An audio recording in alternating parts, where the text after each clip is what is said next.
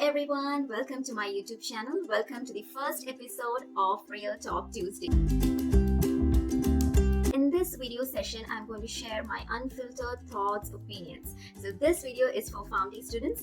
So dear PharmD students, let's talk. So if you are a PharmD student who really want to work as a clinical pharmacist, you wish and you aspire to work as a clinical pharmacist, this video is for you guys. Let's go through a reality check.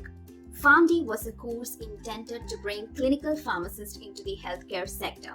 After investing 6 years in this course, it has become even more challenging for graduates to get a job as a clinical pharmacist. Even though there are many other job opportunities like pharmacovigilance, regulatory affairs, medical writing, teaching, etc., these are more than just reserved for PharmD graduates. Any medical or life science graduates can also get into these jobs. I'm sure there are a lot of graduates who wished to work as a clinical pharmacist, but due to lack of opportunities, they are forced or they try other fields like pharmacovigilance, regulatory affairs, etc. to get a job. Unlike PharmD, B.Pharm and M.Pharm are well established and recognized. They even have government job opportunities. Is PharmD recognized in India? The reality, even though there were amendments made in even jobs and roles and responsibilities of clinical pharmacists was published, state governments are least bothered about this category of pharmacist. So there is a lot of issues going on, but still there are a lot of clinical pharmacists, or there are a lot of students who wish to work as clinical pharmacists, even though after all these issues is a very positive thing for this profession to progress. When I passed out in 2019, there are very few vacancies. But by 2023, you can see a lot of NABH accredited hospitals recruiting clinical pharmacists. Even there are a lot of tertiary care teaching centers and hospitals wishing to start antimicrobial stewardship program, recruiting clinical pharmacists into this program. And there are a lot of improvements going on, and there are much more vacancies open to clinical pharmacists. Dear pharmacy students, keep your hope. If you want to work as a clinical pharmacist in India, just passing PharmD course is not enough. You must do more to stand out, because it is so competitive to get a job as a clinical pharmacist as more and more graduates pass out. Now, how to stand out to get recognized, to get that clinical pharmacist job? Now, these are some tips and tricks and everything from my experience I'm going to share with you guys, so that as a student you can start working now to get that job as a clinical pharmacist. So I have noted down some points. So during our PharmD course, the main issue here is during our PharmD course, we are so invested in getting good grades for our exams. So we learn the concepts, like we learn it in a way for examination, just to write answers for the exam. Like exam point of view, we learn the concepts, and this is not enough. So now it's the time when you have free time, invest your time and energy to learn main core subjects like pharmacology, pharmacotherapeutics, clinical pharmacy, microbiology, pathophysiology. Invest your time to learn all these core subjects in depth, understand the concepts. This is very important for our profession.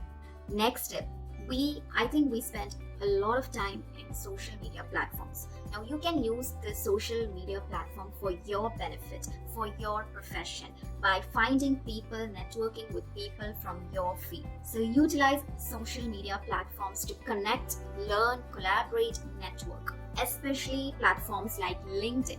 So I have made a video on how to use LinkedIn for job hunt. So if you're interested, go and watch that video. The link is given in the description box. So use these platforms to network, socialize.